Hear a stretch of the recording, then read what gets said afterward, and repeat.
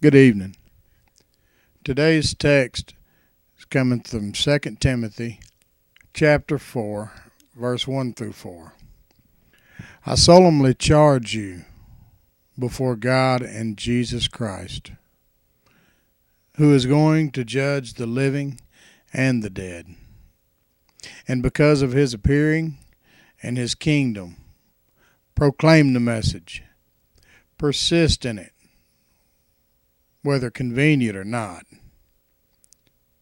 Rebuke, correct, and encourage with great patience and teaching. For the time will come when they will not tolerate sound doctrine,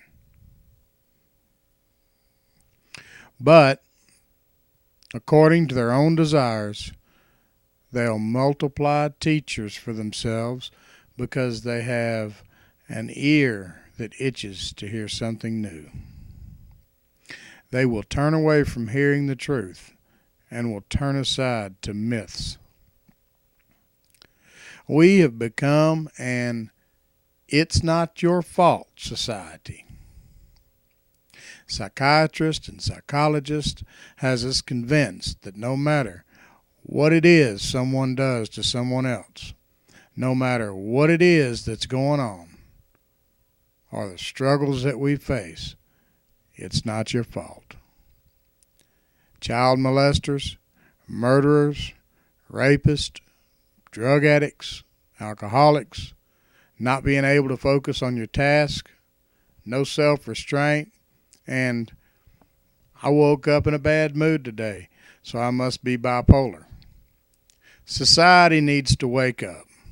We need to accept responsibility for the things that we do. Blame it on someone else is the reason this world's in the shape that it's in now. Nobody is willing to step up and say, I did it. Now, don't get me wrong. I know, beyond a shadow of a doubt, that there is actually legitimate issues out there, like bipolar disorder and other various issues that causes problems with people. ADD, ADHD. I know there's all these out here, and there is people that genuinely have problems. However, just because I wake up in a good mood today, laughing, smiling, and I'm in a bad mood tomorrow, or just because I'm having a good time right now, smiling and happy, and then in 20 minutes something happens and I become upset, that doesn't mean I'm bipolar. We're going to stand before God and be judged for our actions, our motives, and even our words. So take whatever drugs a psychiatrist will give you and call it whatever you want to call it. And don't forget, collect whatever government check you can get on. But understand one thing. The things that you do in this life, you will be judged for in the next. I'll quote Hebrews 4:12.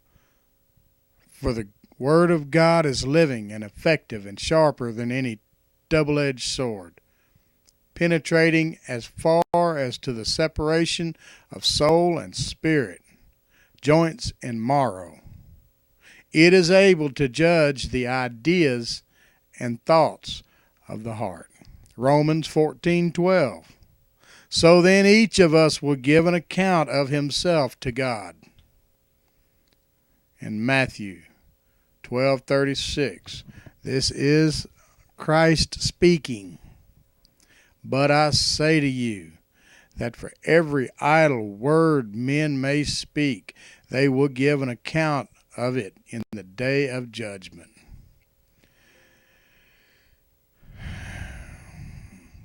As I said before, these messages are always aimed at me.